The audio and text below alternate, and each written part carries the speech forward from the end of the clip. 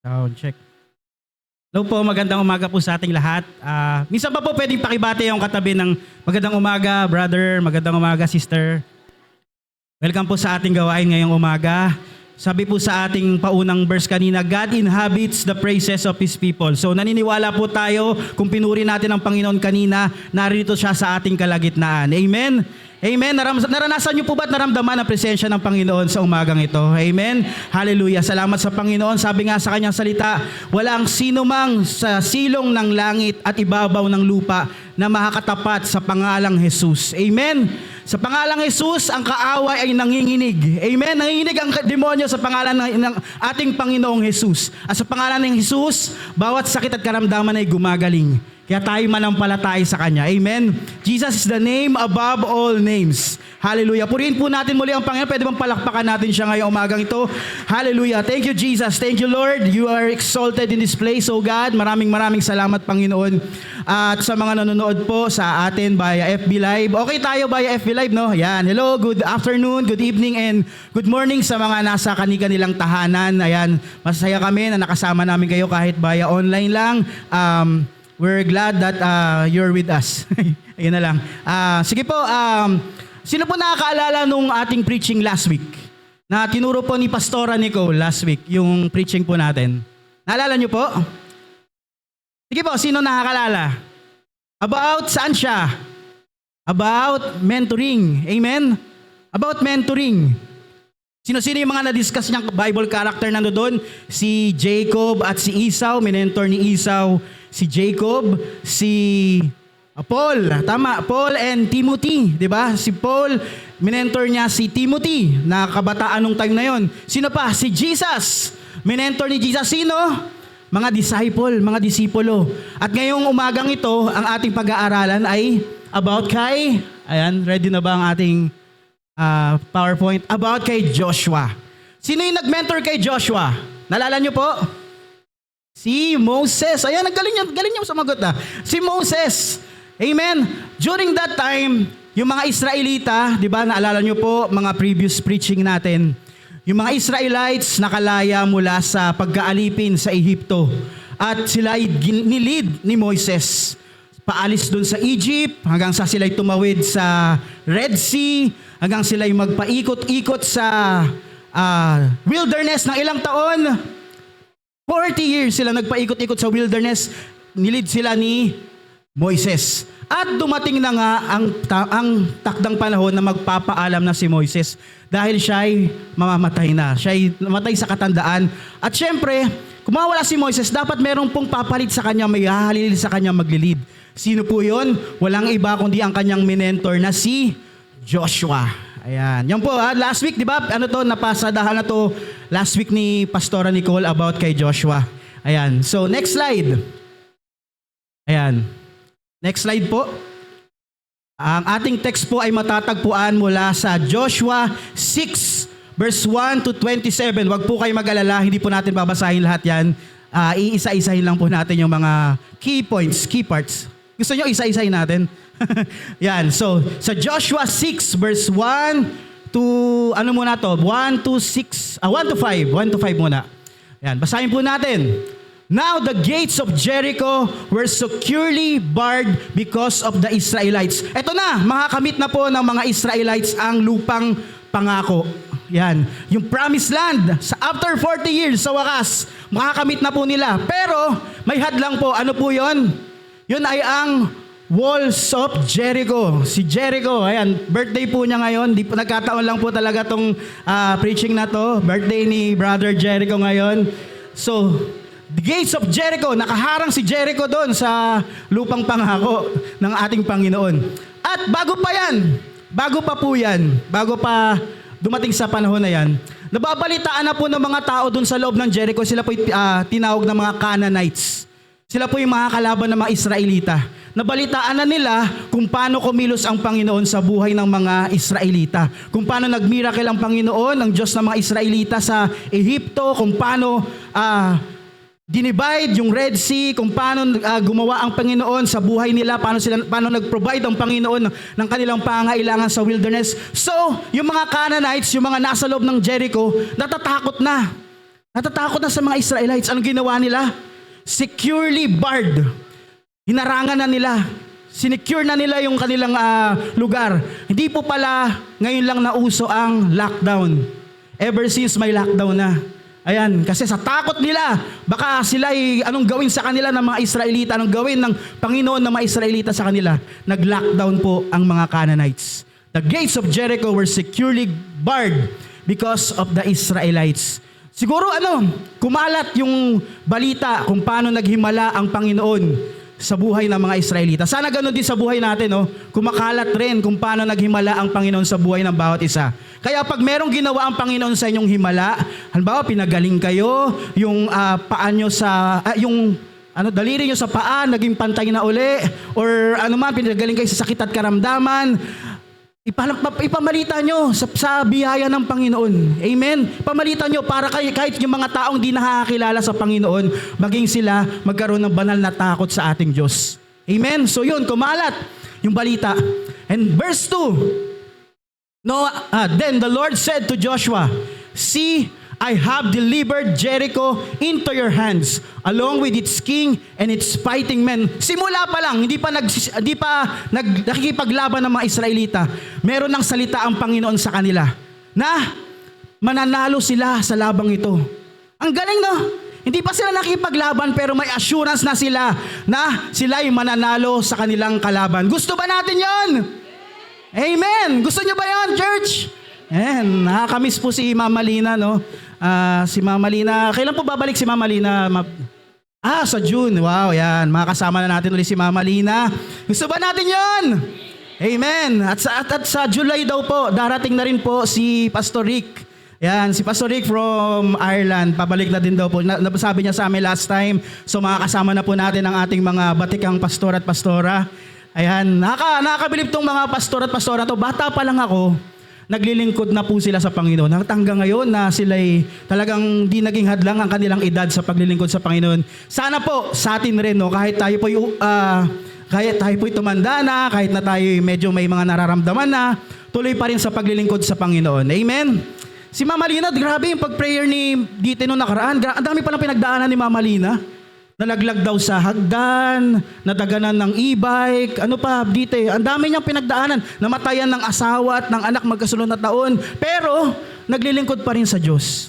Amen? Hindi po naging hadlang yung kanyang pinagdaanan. Hindi po naging hadlang yung Jericho niya sa buhay niya. At ngayon po, siya pa rin po ay nagpapagamit sa Panginoon. Sana gano'n din po tayo. Gusto ba natin yon? Amen, amen, amen. Ayun, so meron na po kaagad assurance. Meron ng assurance na kayo ay mananalo. Pagkasama natin ng Diyos, may assurance na ang katagumpayan ay nasa atin. Amen? Amen. Bonus na lang yung pagiging winner natin pero pagkasama natin ng Diyos, feeling mo winner ka na. Amen. Grabe. May assurance na tayo na mananalo tayo sa bawat battle, bawat laban na ating pagdaraanan. So ito po sa verse 3 hanggang verse 5, dinitalye po dito kung ano ang gagawin nila para pabagsakin yung walls of Jericho. Ayan, sabi po sa 3, "March around the city once with all armed men. Do this for 6 days.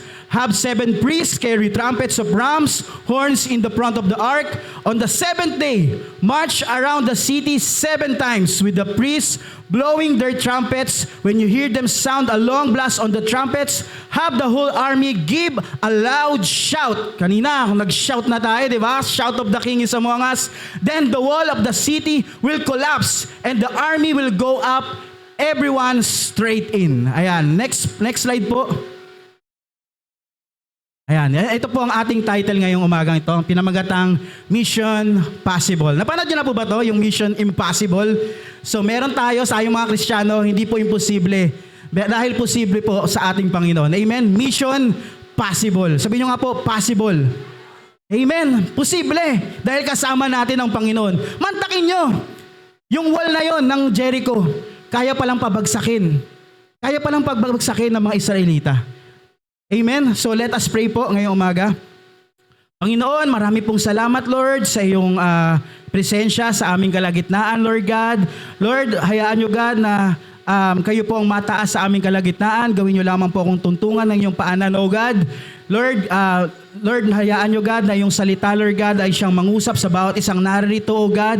Lord, hayaan nyo God na ma-experience namin kayo, Lord God, ng mas malalim, Lord God. Maunawaan pa po namin kayo, Lord God, ng mas malalim, O God. Matutunan pa po namin ang iyong salita, Lord God, sa higit na mas malalim pa po, O God. Lord, i-guide nyo po ako, Lord God, at ang bawat isa sa amin dito, Lord God. Maraming salamat, Lord. Every distraction na ginagawa ng kaaway, Lord God, para po pukawin ang aming mga atensyon, O God. Isinasantabi namin to, O God. Amin po isinusuko, Lord God, ang aming puso't isipan sa inyo ngayong umagang ito, Lord.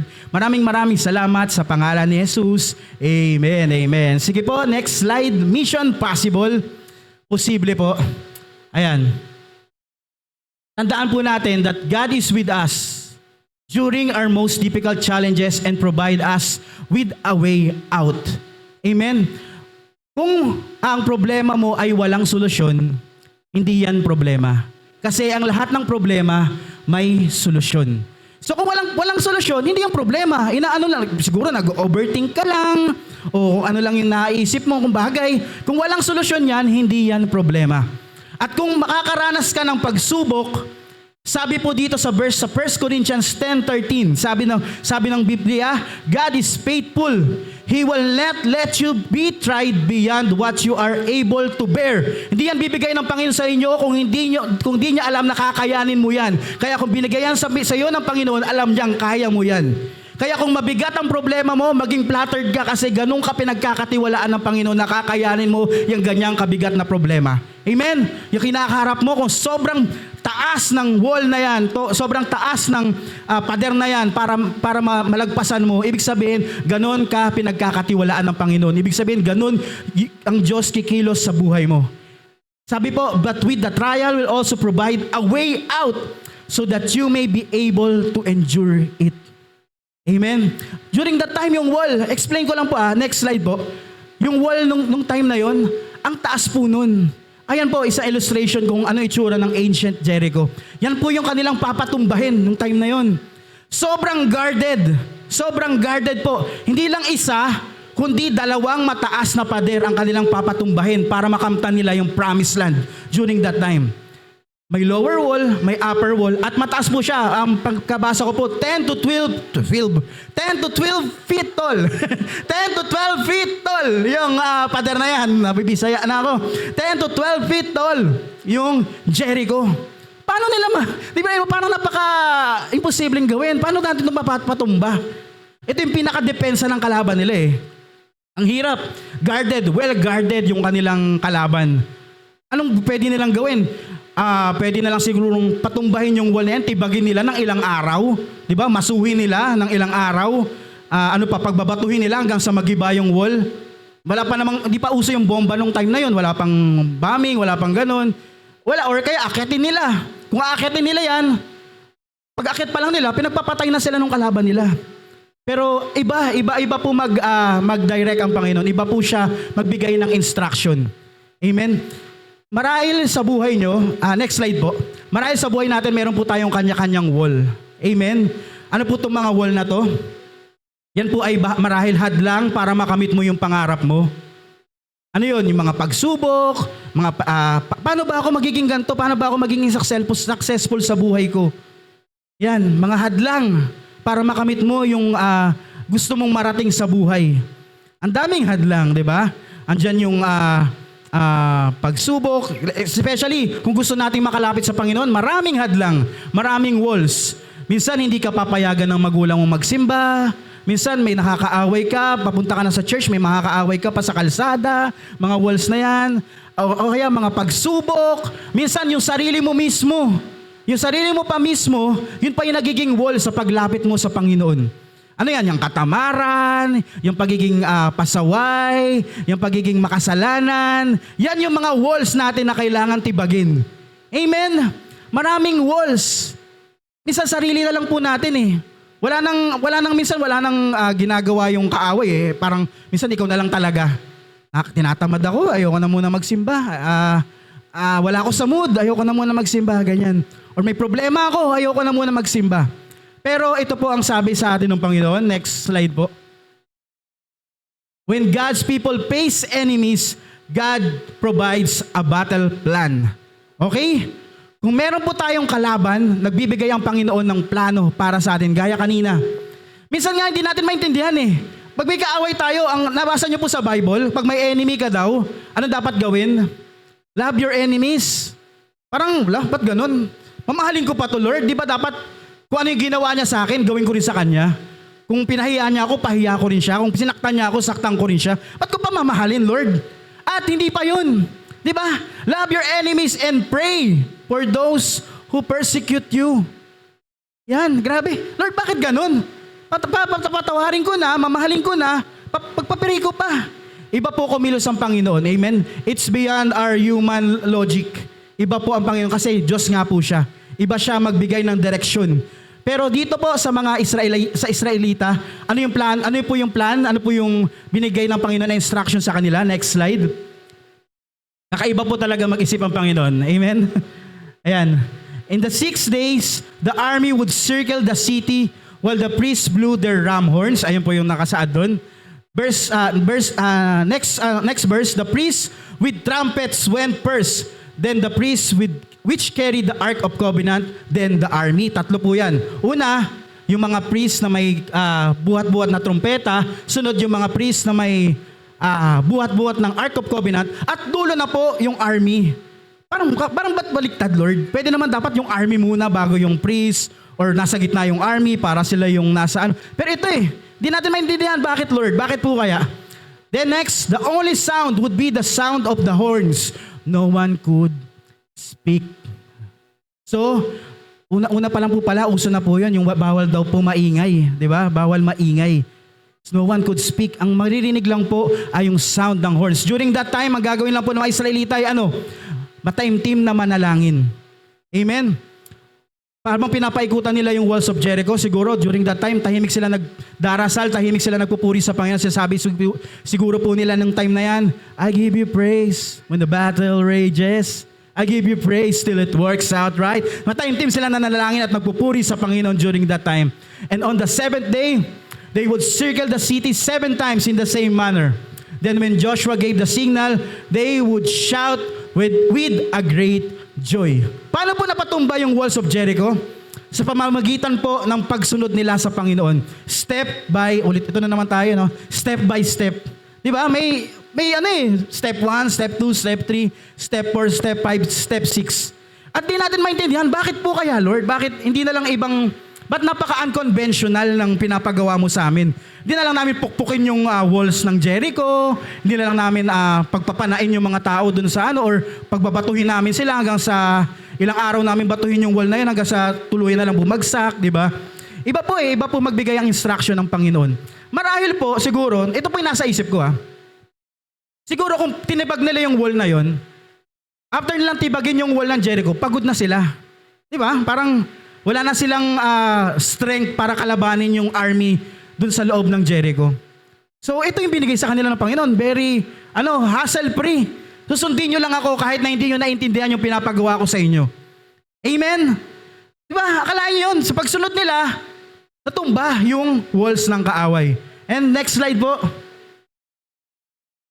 Yan. Sometimes we cannot understand God's ways. God's plan would have been incomprehensible from a human perspective. Hindi natin maunawaan, Lord, bakit ba? Lord, bakit ganun? Minsan po, di na po natin kailangan pang alamin ang rason. Ang tanging na lang po natin dapat gawin ay sundin siya. Amen? For His ways are higher than our ways. Huwag kang magaling sa Panginoon. Panginoon nga siya Hindi, yung ways mo, mas mababa sa ways niya. Amen? Mas may alam siya kaysa sa atin. Kaya dapat sundin na lang natin kung ano yung pinapagawa niya. Karamihan kasi sa atin, pag may pinapagawa ang Panginoon, angal na kaagad. Lord, paano to? Lord, paano yun? Lord, ano mangyayari pag ganito? Dami na kaagad katanungan. Ang dami na kaagad reklamo. Instead na sumunod na lang kaagad sa Panginoon. Amen? Minsan din natin maintindihan Lord, bakit? Lord, bakit ganun?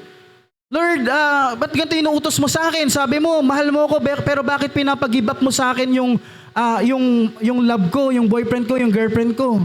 Pero in the long run, makikita mo, mas deserve mo pala ng someone better. Yung pala, pinapaano lang sa'yo ng Panginoon. Di mo lang maunawaan simula, pero at the right time, maiintindihan mo bakit yun ang pinapagawa sa'yo ng Panginoon. Amen? Dumating na ba kayo sa ganung sitwasyon na, Lord, bakit ito yung inuutos mo? Parang hindi ko maintindihan. Pero at the end, makikita mo, marirealize mo na all things work together for good to those who love God. Amen? Para pala sa ikabubuti mo yun. Para pala sa ikaliligtas mo yun. Kaya yun inutos ng Panginoon sa'yo. Amen? So next slide po. Yan. Sabi po sa 1 Corinthians 1 verse 27, God chose what is foolish in the world to shame the wise. God chose what is weak in the world to shame the strong. Iba po yung pamantayan ng mundo, iba rin po yung pamantayan ng ating Panginoon. Amen? Sa mundo, pag-isipin nila, ano ba naman to? Siguro during that time, yung mga nasa loob ng Jericho, pinagtatawanan yung mga Israelites. Ano ginagawa nito mga to? Paikot-ikot, mga nag-blow ng horn. Anong mapapala nila dyan? Di ba? Siguro tinatawanan lang sila during that time, nung 6 na araw na yon ng mga nasa loob ng Jericho. Ano ba yan? Pinagagawa nito mga to, nag-iingay lang kayo. Wala na kayong mapapala. Minsan sa buhay rin natin, baka minsan pinagtatawanan rin tayo. Ano papala mo dyan? Church ka ng church. Araw-araw nagpipray ka, ganyan, pinagtatawanan na tayo ng ibang tao. Hanggang sa yung panalangin natin, hindi natutupad. Ayan, pinagtatawanan ka na. Pray ka pa, hindi naman nangyayari yung panalangin mo. Pero, wag po tayong sumuko, wag po tayong tumigil. Amen? Amen? Hayaan lang natin na ang Lord ang kumilos. Basta sundin lang man natin kung ano ang inuutos niya para sa atin. At siya na po ang bahala sa resulta nito. Basta sumunod ka lang. Leave it all to God kung anong mangyayari sa buhay natin. Amen? Next po. Ayan, ito po. Next. Dapat po ang response natin sa Panginoon ay unquestioning obedience. Nasabi ko po kanina, sumunod na lang tayo. Gaya ni Joshua. Si Joshua faithfully repeats God's instruction. Joshua didn't change God's instruction or questions them. Everything is done exactly as God planned and ordered it. Agad-agad sinunod ni Joshua yung utos ng Panginoon. Mismong yung time na yun, hindi siya pumalya. Kung anong sinabi ng Panginoon, sinunod niya. Ayaw ng Panginoon ng may gray area, no, na onti lang, hindi totally yung pagsunod natin, hindi huli yung pag-surrender natin sa Kanya. Si Joshua, lahat ng inutos ng Panginoon, sinunod niya at agad-agaran. Bisa kasi sa atin, ayaw pa nating sumunod. Mamaya na yan. Inutusan ng magulang, mamaya na yan, ma. Anak, bili ka ng suka, mamaya na, ma. Ganyan. Anak, ganito gawin mo, mamaya na po. Minsan sa Panginoon din, sinabi ng Panginoon, gantong gawin mo, hindi mo pa rin sinusunod kaagad. Tandaan po natin, delayed obedience is disobedience. Katumbas po ng delayed na pagsunod sa Panginoon ang hindi pagsunod sa Panginoon. Kaya pag mainutos sa atin ng Panginoon, sundin na po natin kaagad. Kung hindi sinunod kaagad ni Joshua yung utos ng Panginoon, sa tingin niyo po ba matitibag po nila yung walls ng Jericho? Baka hindi. Baka na-bad trip si Lord. Ano ba to? Di man sumusunod sa akin agad-agad.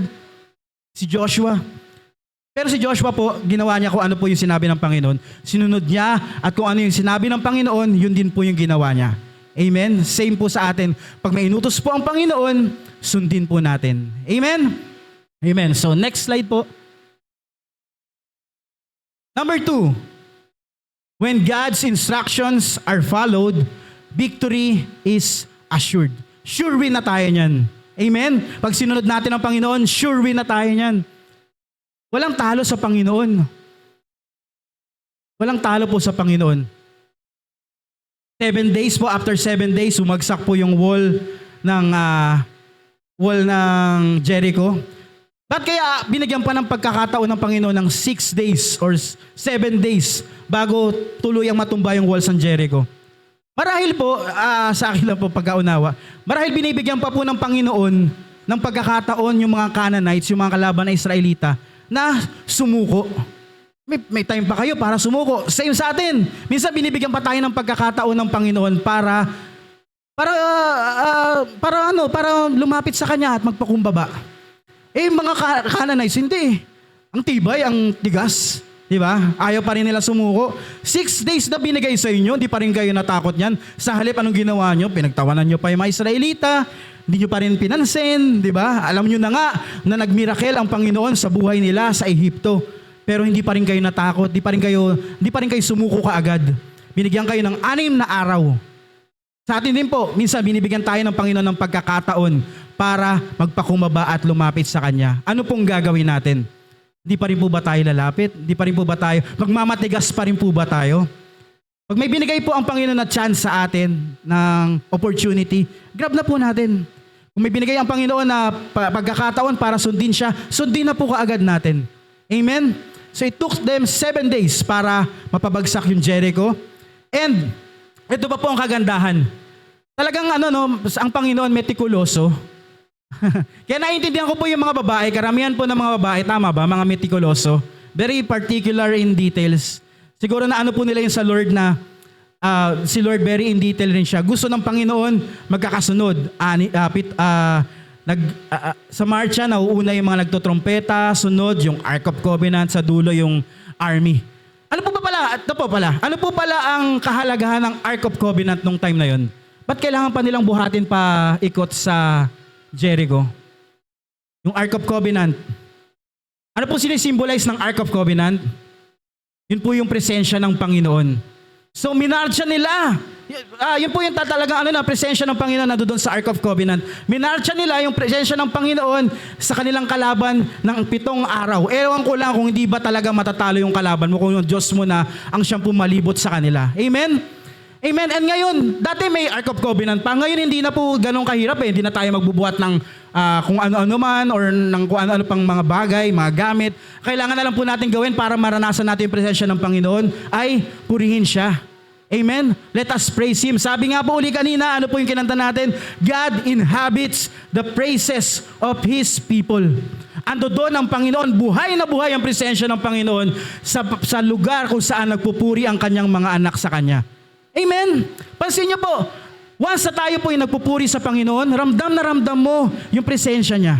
Amen? Yung sitwasyon mo, after mo mag-praise sa Panginoon, after mo siyang awitan, after mo po siyang purihin, nagbabago po yung sitwasyon mo, yung nararamdaman mo, yung kabigatan mo, nawawala. Kasi God inhabits the praises of His people. Ando doon ang Panginoon every time na tayo po, siya po'y pinupuri natin. Hindi wala na tayong kailangan ng Ark of Covenant pa. Andiyan na po kaagad yung presensya ng Panginoon once na pinupuri po natin siya. Amen? So yun, pinalibutan ba naman nila ng presensya ng Panginoon yung kalaban? Ewan ko lang kung hindi pa guguho ang kalaban. Kung meron kayong kalaban ngayon sa mga sandaling ito, kaaway man yan, may naninira man sa inyo, meron mang mga ginagawa ang kaaway sa buhay nyo, may ginagamit ang kaaway para mapalayo kayo sa Panginoon. Ang gawin nyo po, mas lalo kayong magpuri sa Panginoon. Kasi walang makakatagal sa presensya ng Panginoon na kalaban. Amen? So magpuri kayo lalo sa ating Diyos every time po na meron tayong kaaway. Amen? Huwag niyong kalabanin. Kasi pag kinalaban nyo, parang bumaba na kayo sa level nila. Iba tayo di ba? Iba tayong mga Kristiyano. Wow, salamat kapatid. Iba tayong mga Kristiyano. Amen? Kakalabanin natin sila, kakalabanin natin yung kalaban sa pamamagitan ng pagpupuri sa ating Diyos. Amen? Pansin nyo, pag down na down kayo, yung parang ang lungkot nyo, try nyo makinig ng worship song, try nyo kumanta kahit na walang-wala kayo sa mood na kumanta. Suddenly yung sitwasyon nyo magbabago. So yun, let us praise God kasi ando doon yung presensya. Malakas ang presensya ng Panginoon every time that we praise Him. At sa dulo, ano po ginawa ng mga Israelita? Sumigaw sila, they shout unto God with the voice of triumph. Diba? Sumigaw sila ng may joy. Amen? Sila joy na naman. Sumigaw sila, they shout for joy unto the Lord. At ano nangyari? After nilang sumigaw na may joy, may gladness, na may pagpupuri sa Panginoon, dun po natumba ang wall ng Jericho.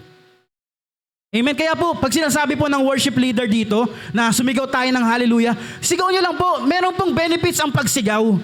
Kala nyo, ano ba yan? Pasigaw-sigaw pa to. Gusto lang naman kaming participate. Hindi po. Every time na sumisigaw tayo ng hallelujah, ng papuri sa Panginoon, that we shout unto God with the voice of triumph, napapakita na sa kalaban na sila'y talunan. Amen? Na yung wall sa ating buhay, yung anumang mga pagsubok yan, anumang mga pader yan sa ating buhay, na nakakaadlang sa ating paglapit sa Panginoon, yan po ay natitibag every time that we shout unto God and we praise Him with joy and gladness. Amen? After po sumigaw ng mga Israelites, natumba po ang walls of Jericho. May benefits pang pagsigaw, di ba? Talungin niyo po si Sister Vanessa na laging sumisigaw, di ba? Joke lang. Sa mga sumisigaw, yung iba nga, pag may therapy, yung mga therapists, ang ginagawa ng mga therapists sa mga taong mga nade-depress, pinapasigaw. Isigaw mo yung ano mo, yung nararamdaman mo. Isigaw mo, i-voice out mo yung nararamdaman. Iba talagang sumisigaw eh. Ah! Di ba? Mali ng bigat na bigat. After nilang sumigaw, try nyo po, sumigaw kayo sa dagat. After yung isigaw, may pinararamdaman kayo, sumigaw kayo sa dagat ng pagkalakas-lakas. After yung sumigaw, para kayo nabunutan ng tinik sa dibdib. Diba? Wag naman po sa bahay, no? Baka iba isipin ng mga tao, pag sa bahay sumigaw kayo ng na pagkalakas-lakas, matarantay yung mga kapitbahay nyo. Amen. Dito sa church, may opportunity na tayong sumigaw. Pero yung pagsigaw natin, dapat sigaw na may pagpupuri at pasasalamat sa ating Panginoon. Na meron sigaw na may victory sa ating buhay. After natin gawin yon, yung walls po natin, yung Jericho walls natin, natitibag at natitibag. Amen? Amen. It's when God's instruction are followed, victory is assured. Yan. Once na sinunod natin ng Panginoon, sure ball na yan, yung katagumpayan na yan, makakamtan na po natin kaagad. Hallelujah. Next slide po. And if God is with you, there is an assurance of signs, wonders, and miracles. Pagkasama mo ang Diyos, lagi pong may mangyayaring kakaiba, may mangyayari pong signs and wonders, mga bagay po na hindi mapaliwanag. Amen? Yung mga signs and wonders and miracles na yan. Example po niyan, yung kay, next slide po, dito po sa storya po ng mga disipulo. During that time na namatay po, hindi namatay, pumunta na po sa langit ang ating Panginoong Jesus, sumama na po siya sa kalangitan, iniwan niya na po ang mga disipulo. Takot na takot yung mga disipulo nung time na yan kasi sinusupil na sila eh. Grabe yung pagsubok ng mga unang Kristiyano, pinagpapatay sila para lang hindi kumalat yung salita ng Diyos nung time na yun. Yung mga disipulo, takot na takot niyan. Pinapapatay sila ng mga ng mga Roman Empire. Pinapapatay sila at takot na takot sila. Ang ginagawa nila, nagtatago sila sa tinatawag na upper room. Yun, yung upper room, dun yung parang hideout nila. Dun sila nagtatago. Tinatakpan nila yung mga bintana, yung mga pinto, as in, tagong-tago yung mga disipulo na yun. At takot na takot sila kasi buhay na nila yung nakataya eh. After po nilang matakot, after ng mga pangyayaring yan, bigla pong dumating ang ating Panginoong Hesus, nagpakita sila. So nagulat sila. Nagulat sila. Sabi po ng ating Panginoon, basahin nga po natin yung sa baba, sabi po doon, peace be with you. Sabi nyo nga sa katabi mo, peace be with you. Amen. Peace be with you. Sabi po ng ating Panginoon, peace be with you. Huwag kayong matakot. Andito ako. At nung binigyan po ng Panginoon ng assurance ng mga disipulo na kasama nila ang ating Panginoong Hesus, saan man sila magpunta at magtungo, kung pagpapatuloy po natin yung verse na yan, binigyan sila ng assurance ng ating Panginoon na kahit saan kayo magpunta, sasamahan ko kayo na wala po yung takot nila. Amen? So kung nasaan nandoon ang Panginoon, signs and wonders na inaroon, yung mga doubts mo, yung fear mo, yung mga pag-aalinlangan mo sa buhay, mawawala yan pagkasama mo ang ating Panginoon. At sabi niya po sa kanyang salita, kung lagi niyo pong aalalahanin to, sabi ng ating Diyos, hindi kita iiwan at hindi kita pababayaan. So meron tayong assurance na lagi tayong sasamahan ng ating Diyos. At pagkasama natin ng ating Diyos, signs and wonders and miracles may happen. Amen? Naniniwala po ba tayo doon? Gusto ba natin yon? Amen, amen, hallelujah. Ayan, sige po, next slide. Ito po yung last. When God acts, He is true to His word. Totoo po ang Panginoon sa kanyang mga binitawang salita. Sabi nga po sa kanyang salita, sino mang magtiwala sa Panginoon ay hindi mapapahiya. Kung magtitiwala ka sa tao, mapapahiya ka, minsan bibiguin ka. Pero pag nagtiwala ka sa Diyos, hindi ka mapapahiya. Hindi ka niya ipapahiya. Totoo siya sa kanyang sinabi. Totoo siya sa kanyang binitawang salita. Ang nangyari po dito, di ba sabi po doon sa binasa natin kanina, conquer nyo ang Jericho, magagapi nyo ang mga Canaanites. Natalo po ng mga Israelites ang mga Canaanites sa pamamagitan po ng instruction ng ating Panginoon. Yung army ng mga Canaanites, napatay po, pinagpupulbos po ng mga Israelita. At naging totoo ang Panginoon, pinagkaloob niya sa kanila ang promised land. At meron pa po dito, kung babasahin nyo po yung chapter na yan, meron po dong isang babae na nagngangalang Rahab. Si Rahab, siya yung kumupkop sa mga espiya ng Israelita bago po sila pumunta dun sa Wall of Jericho. Kumupkop ko siya sa mga spy ng Israelita. At sabi po ni Rahab, sige papatuloyin ko kayo dito, pero once na nagapi nyo kami, wag niyo akong patayin. Wag niyo akong idamay, wag niyo akong isama. At naging totoo po ang Panginoon. Kahit na Canaanite si Rahab, hindi niya po pinapatay si Rahab. Totoo po ang Panginoon sa kanyang pangako. At ayun na nga po, dito po sa Joshua 6 verse 27, so the Lord was with Joshua and his fame spread throughout the land. Sinamahan po ng Panginoon si Joshua at naging totoo siya sa kanyang mga salita. Ano pong matututunan natin dito sa pangyayaring ito, sa nangyari po sa mga Israelita, sa kanilang paggapi sa mga Canaanites at sa kanilang pagtibag sa wall ng Jericho? Number 1 po. Yan. Sabi po sa Romans 10 verse 13, hear and obey. Faith comes from hearing and hearing the word of God. Pakinggan natin ang Panginoon kung ano sinasabi niya at sundin natin. Hindi mo pwedeng pakinggan mo lang at di mo sundin. Magka-partner yan dapat lagi. Hear and obey. Hindi mo pwedeng hear lang. Sige, makikinig po ako ng salita ng Diyos. Makikinig ako lagi ng kanyang mga sermon sa church, ng kanyang mga teachings. Gagawin ko po yan. Pero hindi ko naman susundin. Di walang sense. Lagi pong magkaakibat yan. Hear and obey. Para tayo lumalim sa ating pananampalataya, let us hear and obey His words. Amen? Kaya nga po mapakahalaga na may Bible tayo. Sino po dito may mga Biblia? Ayan. Kahapon po merong mga yung youth meron silang activity. Magdala ka ng bagay na pinagpapasalamat mo sa Panginoon. Tama, di ba? Mga bagay na pinagpapasalamat mo sa Diyos. May mga iba nagdala ng birth certificate, yung iba po, yung mga malulusog nating mga youth, nagdala ng kaldero. Ewan ko bakit kaldero? Pinagpapasalamat mo sa kaldero kasi nabusog ka. Ayan, iba-iba may mga ito pinagpapasalamat ko sa Lord tong cellphone ko na to. May iba pa, mga picture ng girlfriend or boyfriend nila, yun yung pinagpapasalamat nila. Yun. Ako po, ito po talaga yung dapat dadaling ko kahapon. Bible po talaga. Dumating po yung time ng siguro mga nasa late 20s po ako nun. Parang 10 years na po ito, 10 years old na tong Bible kong to. 2015 ko siya binili. And ngayon parang parang okay pa rin siya. And dumating po yung time na yun na parang nadadown ako, parang Lord, di ko po alam gagawin ko sa buhay ko. Ano po ba, magpapatuloy po ba ako sa pag-aaral o magtatrabaho na lang po ako? Litong-lito po ako nung time na yun. And alam niyo po, talaga nangusap ang Panginoon sa kanyang salita. Binuklat ko po siya, every time na binubuklat ko siya, yung word niya tamang-tama sa akin. Talagang tamang-tama sa akin at na-comfort ako. Bakit buklat ko? Si Lord talaga to nangungusap sa akin.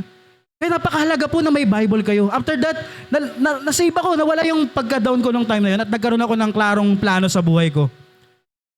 Grabe, pag may Bible po kayo, matutuwid po talaga yung buhay natin. Kaya mahalaga po, encourage everyone. Magdala po tayo ng Bible or kung wala po, meron po ata dyan mga Bible na malalaki. Kahit na malaki siya, wag niyo ikahiya, gamitin po natin. Ang ganda po na merong yung naka-highlight siya. Kasi minsan, highlightan mo, tapos pagbubuklatin mo, mariremind ka, ito yung pangako ng Lord sa akin ha. Ito yung sinabi ng Panginoon sa akin ha. Maganda po na meron talagang hard copy or talagang actual na Bible ang bawat isa sa atin. Kaya I encourage everyone, sa halip na iba po yung unahin natin, mag-invest po tayo sa ating kanya-kanyang Biblia. Amen? So yun po, ito, pinagpapasalamat ko talaga kay Lord. Talagang napakaganda po na para tayo lumalim sa sa ating pananampalataya. Yun, let us hear and obey His words, His commandments. Sa Romans 10 verse 13. Number 2, ito pa po. Trust in God's word. Yan, nagtiwala po si Joshua sa ating Panginoon, sa binitawang salita ng ating Panginoon sa kanya at sinunod niya rin po kaagad. Magtiwala rin po tayo sa ating Panginoon. Sabi po sa Proverbs 3 verse 5 to 6, trust in the Lord with all your heart. Buong puso po, pagkatiwala natin sa Panginoon. And lean not on your own understanding. Verse 6, in all your ways, acknowledge Him and He will make your path straight. Acknowledge Him sa lahat ng mga desisyon mo sa buhay.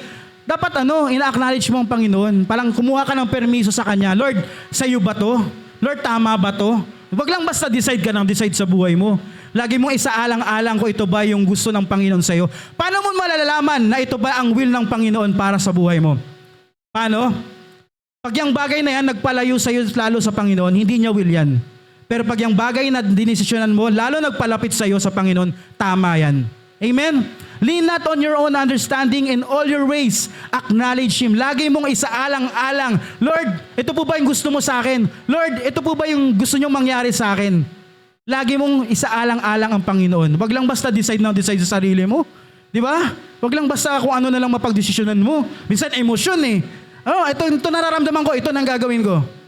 Wag po. Lagi mo isaalang-alang ang Panginoon. And He will make your path straight. He will direct your path.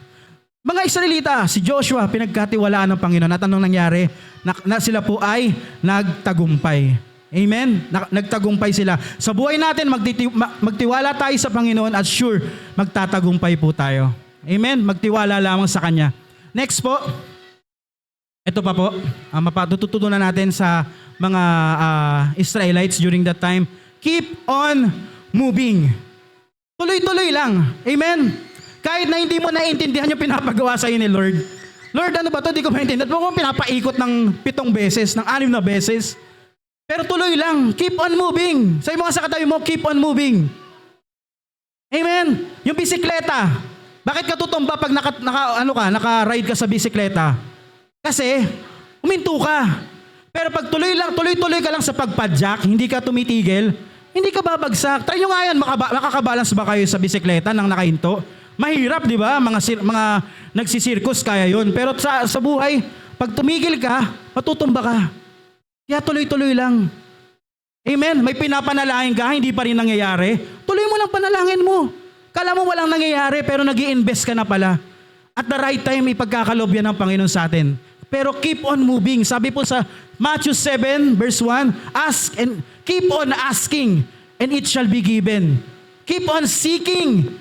Keep on seeking, and you will find. Keep on knocking, and the door will be open. Pagpatuloy mo lang. Paano yan? Pag halimbawa, ikaw na lang mag-isa, mawalan ka na rin ba ng gana? Bawa sa prayer room, sa prayer, natin, yung tuwing gabi, ikaw na lang mag-isa doon. Ba't ganun? Wala na iba, ako na lang mag-isa. Magkapatuloy ka pa rin ba manalangin? Paano kung ang tagal-tagal mo nang pinapanalangin kay Lord, hanggang ngayon wala pa rin? Titigil ka na ba?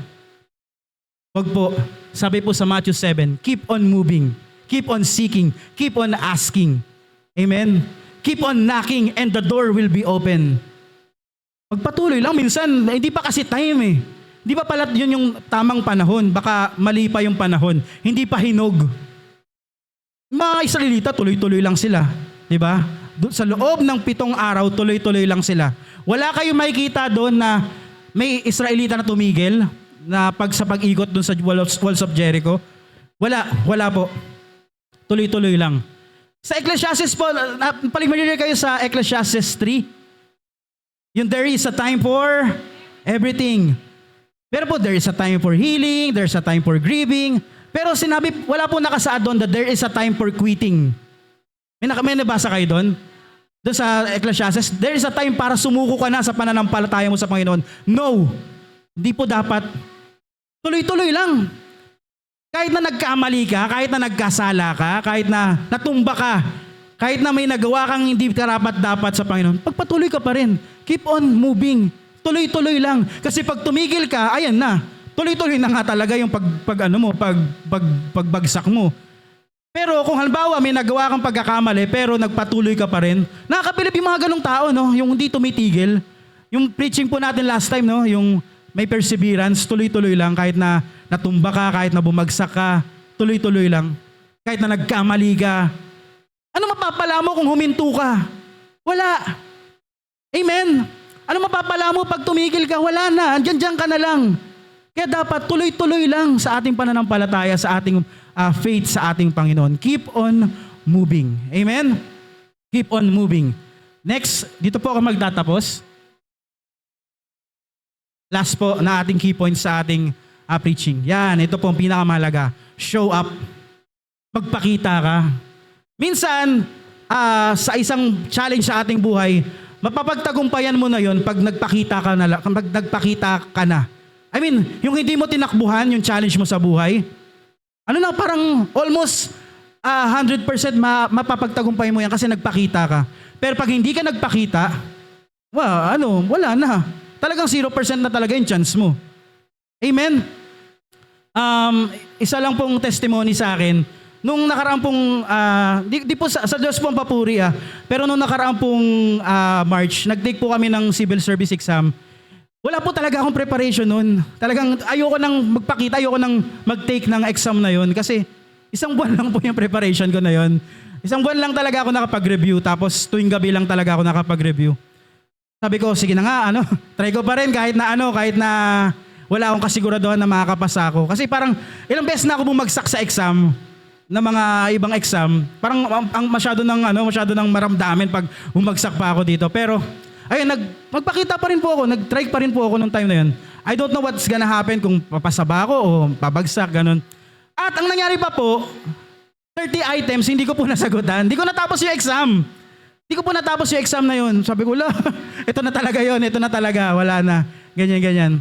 At kasi po, during that time, di ko naman po sa sinisisi yung mga gawain, no? Pero during that time, talagang full pack po kami, February, ayan, may Rage Lab Month, ganyan, may mga pa tayo nun, Rage Parents Edition, tapos mga time na yun, January, busy sa New Year, talagang very focused rin po sa gawain dito sa Panginoon.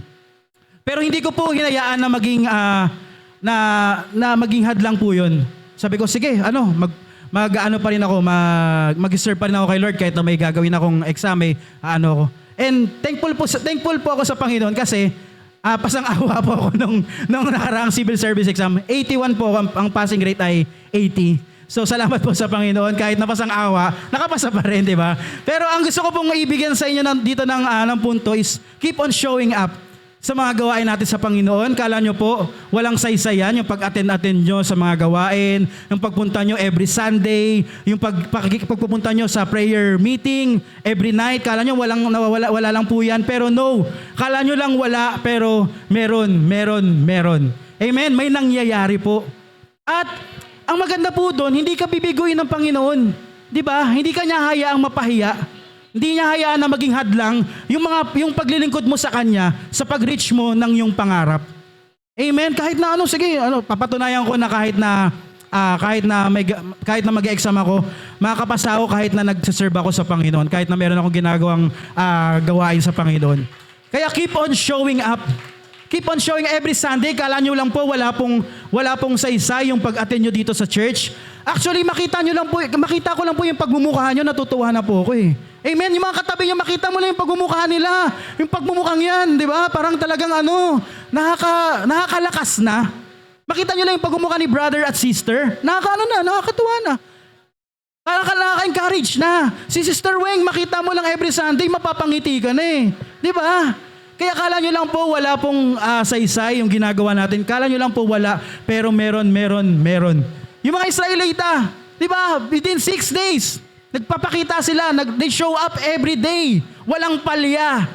At anong nangyari? Naghimala ang Panginoon sa kanilang buhay. Nagapi nila yung kanilang kalaban. Gusto mo magapi yung kalaban mo? Keep on showing up. Amen? Keep on, lagi kang umatin sa mga gawain. Kala mo wala lang yan saysay? Meron. Amen?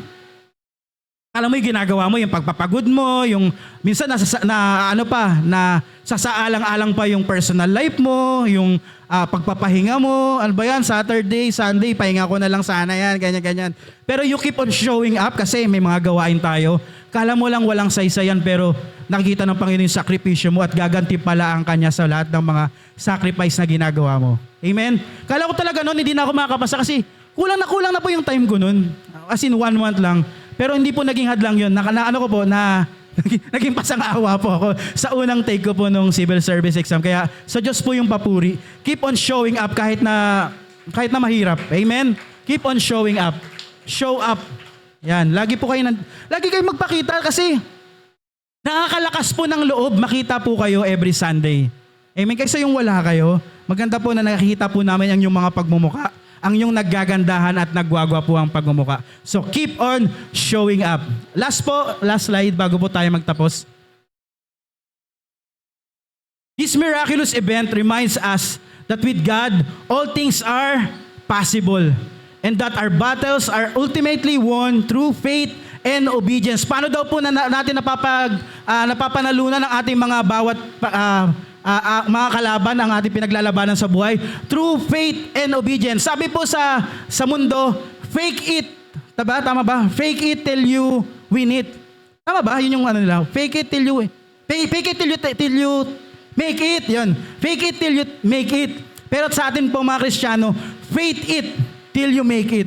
Pananampalataya lamang po ang sagot. Manampalataya tayo. Faith and obedience rather than human might. It's not by might nor by power, but by the power of the Spirit, says the Lord. Hindi sa iyong sariling lakas, hindi sa iyong sariling angking abilidad, kundi sa pamamagitan ng ating Panginoon. Amen? In our own lives, we too may face seemingly insurmountable obstacles, our own Jericho. Pero kaya po natin to. All things are possible to those who believe. Amen? At hayaan natin na hindi sa ating sariling lakas, hindi sa ating sariling angking kakayanan, kundi sa pamamagitan ng kapangyarihan ng ating Panginoon.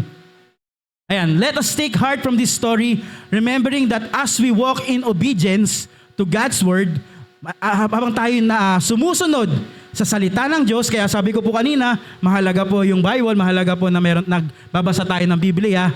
Doon po sa sa Mission Impossible, meron ding instruction doon sa bida eh. Itong gagawin mo. Pupunta ka sa gantong lugar at dapat makuha mo yung gantong ganyan. Sa atin din po, meron din pong guide. Ito po, Word of God. At doon po sa movie, after po mabigay yung instruction, this message will parang ganun, masisira tong message na to in 10 seconds. Tapos after 10 seconds, nawawala na. Pero ito pong salita ng Diyos, hindi po kailanman kumukupas. Amen? Noon, ngayon at magpakailanman, nananatili pong makapangyarihan ang salita ng Diyos. Amen? So, we walk in obedience to God's word, persevering in faith and relying on His presence. Lagi tayong mag-rely sa ating Panginoon. Ayaw niya na tayo po ay mag-rely sa ating sarili lamang. Gusto niya na lagi tayong nakarely sa Kanya. Ayaw ng Panginoon ng mayabang. Ayan, bawal po ang mayabang. Gusto ng Panginoon, lagi tayong humble sa Kanya at lagi tayong dependent sa Kanya, sa Kanyang presensya. He can bring down any wall that stands before us. Meron pa ba? Wala na. Ayan. He can bring down any wall that stands before us. Meron ka ba ngayong Jericho wall sa buhay mo? Meron ka bang kailangang tibaging pader sa buhay mo na tingin mo napaka-imposible para makamit mo yung nasa kabilang side? Meron po ba? Marahil yung pangarap mo parang hirap i-reach kasi may wall. Merong nakaharang na ganyan na wall of Jericho. Well, isa lang po ang dapat natin gawin. Yan po ay manampalataya tayo sa gagawin ng Panginoon sa ating buhay. Amen? Tingin mo imposible, pero sa ating Panginoon, posible po. Posible po yan gawin ng ating Panginoon. Sa ating sariling lakas, sa ganang atin, hindi po natin makakaya yan. Pero sa tulong ng ating Panginoon, sa tulong at biyaya niya, kayang-kaya po nating tibagin yung mga wall na yan, yung mga pagsubok na yan, yung mga hadlang na yan sa tulong ng ating Panginoon. Amen? Pwede po bang palakpakan natin ang ating Diyos? Sige po, tayo po ay manalangin ngayong umagang ito. Panginoon, marami pong salamat, O God, sa iyong salita, O God. Thank you, God, dahil hinayaan nyo kami, O God, na patuloy pong manampalataya sa inyo, patuloy pong maniwala sa kaya nyong gawin sa aming mga buhay, O God. Lord, hayaan nyo, God, na kami po magtiwala sa inyo, sumunod sa inyong mga salita, O God, at magpatuloy, Lord God, sa aming pananampalataya sa inyo, O God, na hindi kami susuko, O God. Gaano man po ka-imposible yung aming hinaharap, kung gaano man po kahirap ito, O God, pero Lord God, naniniwala po kami, Lord God, na wala kayong hindi kayang gawin, O God, sa aming mga buhay. Lord, malaya kayong kumilos, O God, sa aming mga buhay, O God. Lord, use us, O God, mightily and effectively, O God. Kung ano man po ang nais nyo ipagawa sa amin, hayaan nyo, God, na magkaroon kami ng obedient heart. Lord, maging humble kami, O God, sa ano man pong nais nyo ipagawa sa amin, O God. At Lord, hayaan nyo, God, na makita po kayong maghimala sa buhay ng bawat isang naririto, O God, sa aming kalagitnaan. Maraming salamat, Lord. Pinupuri ka namin at sinasamba. Tunay nga, O God, na kayo po ay napakadakila, O God. Kayo po ay napakamakapangyarihan, O God. Wala kayong hindi kayang gawin, O God, sa aming mga buhay. Maraming salamat po, Panginoon, sa pangalan ni Jesus. Amen.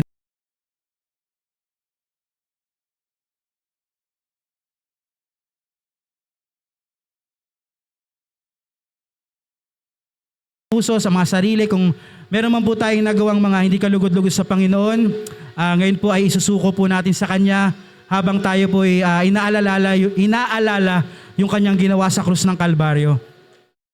So kahit po tayo nasa ating kanya-kanyang pwesto, nirequest ko po ang bawat isa na manalangin po tayo personally. Hingi po natin ng tawad yung mga nagawa natin sa mga nakalipas na araw, mga nakalipas na oras, anything na pwede nating isuko sa ating Panginoon.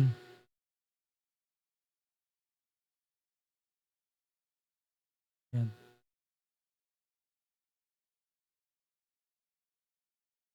Sige po. Panalangin po ng ating mga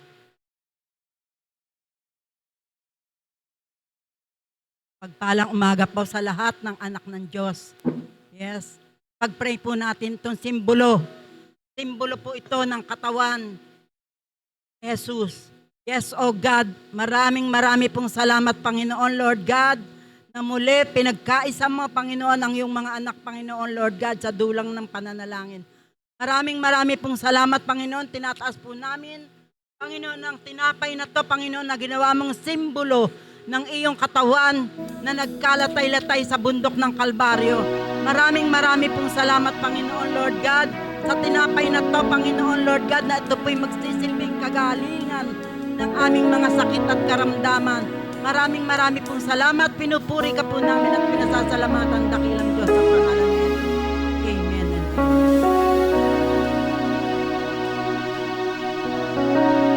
Let us pray. Yes, O God, marami pong salamat. Muli sa umagang ito, Lord God, ang hawak ko po ay alak. Ito po ng iyong dugo, O God. At alam namin, Lord God, na inaalaala namin ang iyong kabutihan dito sa lupa, O God. Salamat po na ang pagkabayubay mo sa krus, Lord God, ito ay magkaroon ng dugo ang iyong mga katawan, O God. Tanda ng ang pagmamahal mo sa amin, O God. At ito, Lord God, ay nagpugas ng aming mga kasalanan. Binigyan mo kami ng kaligtasan, Lord God. Salamat po sa buhay ng bawat isa sa amin na patuloy kaming umaasa at magtitiwala sa iyo. Lahat ng ito, Lord God, binabalik namin ang mataas na papuri at pagsamba sa tanging pangalan mo, Jesus. In Jesus' name we pray. Amen. Amen. Padre Espiritu. Jesus, the most beautiful names of all names. Jesus, the only name that brings healing and strength.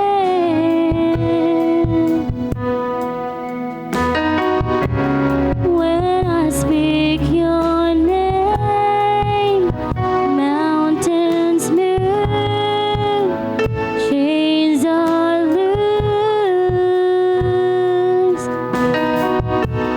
When I speak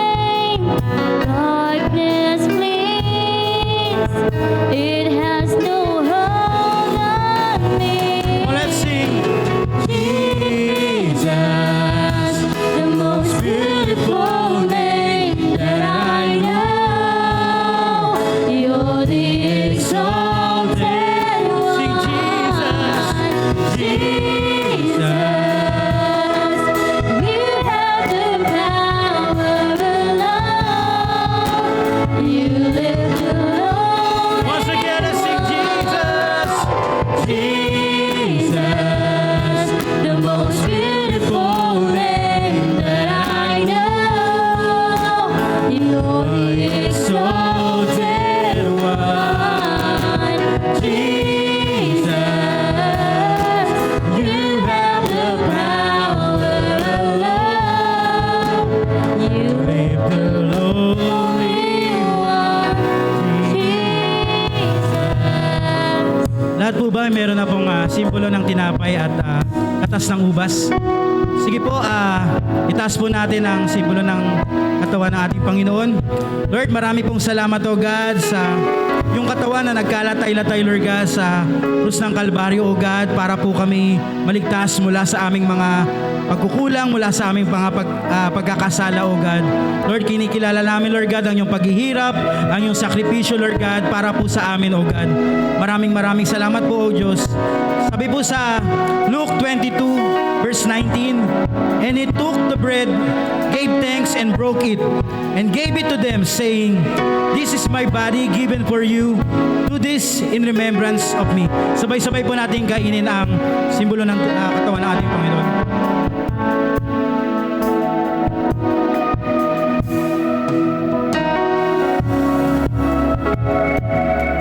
Verse 20, in the same way, after the supper, he took the cup, saying, this cup is the new covenant in my blood, which is poured out for you. Taas po natin ang simbolo ng dugo ng ating Panginoon. Panginoon, marami pong salamat sa iyong dugo na tumigis, Lord God, sa krus ng Kalbaryo, O God. Maraming salamat, Lord God, sa iyong buhay, O God, na siyang naglinis sa amin, O God, mula sa aming mga karumihan, Lord God, mula sa aming mga kasalanan, O God. Tunay nga, O God, na napakadakila ng iyong ginawa, O God, para sa amin, Lord God. Lord, patuloy ka namin pupurihin, patuloy namin kikilalanin, Lord God, ang iyong ginawa, O God, ang iyong simbolo ng pagmamahal para sa amin, Lord. Tumuha sa aming samot dalangin sa pangalan ni Jesus. Amen. Sabay-sabay po natin inumin.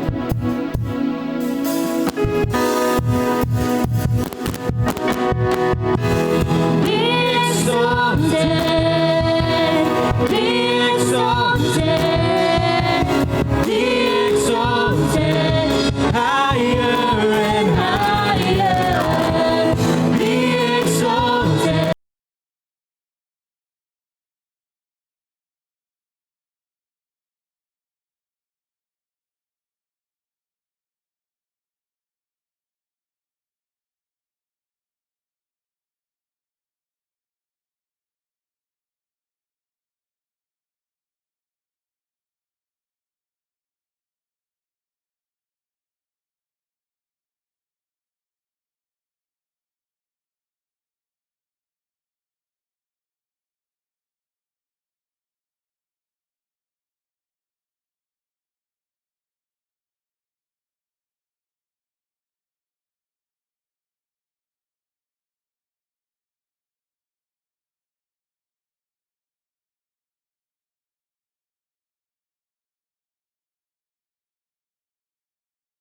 Exalted God. Oh God, you are high and lifted up, oh Jesus. Lord, be exalted in our praises. Oh God, be exalted. Be exalted. Be exalted. Be exalted. Higher and higher. Be exalted. Be exalted. Yes, oh God. Be exalted, oh God. Lord, be lifted up. You're worthy of all our praises, oh God. Be exalted, oh God. Be exalted, be exalted, higher and higher. Be exalted, be exalted, be exalted, higher and higher. Sige po, malakas sa palakpak sa ating Panginoon.